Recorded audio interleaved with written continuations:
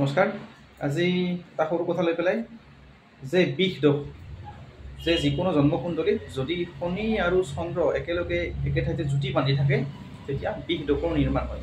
এই দোষৰ ফলত কি এনেকুৱা হয়, জাতক জাতিকাৰ যিকোনো কৰ্ম হানি, সকলো ক্ষেত্ৰতে নিৰাশা হতাশা, নিজৰ মানুহেই নিজৰ শত্ৰু হৈ পৰে, বিভিন্ন ধৰণৰ কথা কৈ বিচলিত কৰে, কৰ্মত উন্নতি নহয় আদি বিভিন্ন ধৰণৰ যোগৰ সৃষ্টি হয়।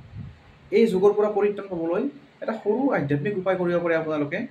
যে শনি আৰু চন্দ্ৰ দুটা বেলেগ বেলেগ গ্ৰহ, আৰু শনিৰ কাৰণে হ'ল কাউৰী আৰু চন্দ্ৰৰ কাৰণে যিকোনো গাখীৰৰ পৰা বনোৱা বস্তু, পনীৰ হওক, মিঠাই হওক বা বগা বস্তু হওক, আপোনালোকে যদি সদায় কাউৰীক গাখীৰৰ পৰা বনোৱা বস্তু, পনীৰ, মিঠাই এনেকুৱা কিবা খুৱাব পাৰে অত্যন্ত ভাল।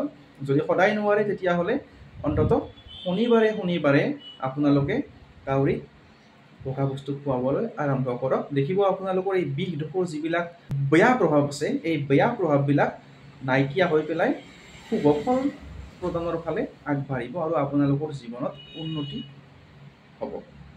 ধন্যবাদ।